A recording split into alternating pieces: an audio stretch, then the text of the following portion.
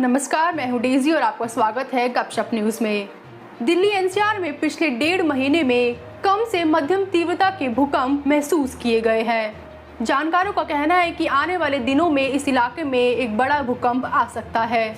कुछ भूगर्भ वैज्ञानिकों का भी कहना है कि कम तीव्रता वाले ये भूकंप किसी विनाशकारी भूकंप का रूप हो सकता है।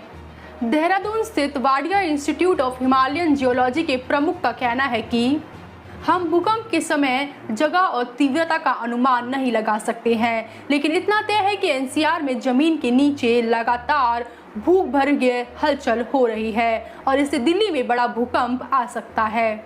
दिल्ली भूकंप के लिहाज से सबसे संवेदनशील इलाका है और एनसीआर का इलाका करीब 573 वर्ग तक फैला हुआ है। वहीं एनसीआर में करोड़ों लोग रहते हैं। जम्मू आईटी के प्रोफेसर चंदन घोष का कहना है कि भूकंप दिल्ली एनसीआर में भारी तबाही ला सकता है।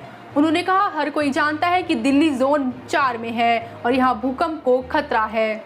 इसके बावजूद अधिकांश बिल्डर बीआईएस के मानकों के मुताबिक बिल्डिंग नहीं बनाते हैं। आर्किटेक्ट और बिल्डरों के बीच सांठगांठ है, जिससे वे मानकों के साथ समझौता करते हैं। ऐसे में अगर किसी दिन उच्च तीव्रता का भूकंप आया तो इसका विनाशकारी परिणाम होगा।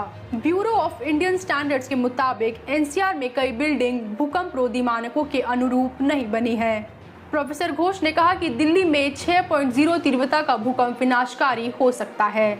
ऐसा हुआ तो कई इमारतें जमीन में धंस जाएंगी। पिछले 54 दिनों में दिल्ली के कई इलाकों में 6 बार भूकंप के महसूस किए गए हैं। वहीं भूकंप का छठा झटका बुधवार को लगा है। इसका केंद्र गौतम बुद्ध नगर में नोएडा के 19 किलोमीटर दक्षिणी पूर्व में था और इस भूकंप की तीव्रता 3 थी। नेशनल सेंटर ऑफ सेस्मोलॉजी के चीफ जीएल गौतम कहते हैं कि भूकंप जिनकी तीव्रता 4 से कम होती है उनसे नुकसान की संभावना बेहद कम होती है। ये हल्की एडजस्टमेंट का नतीजा है जो खतरनाक नहीं होते।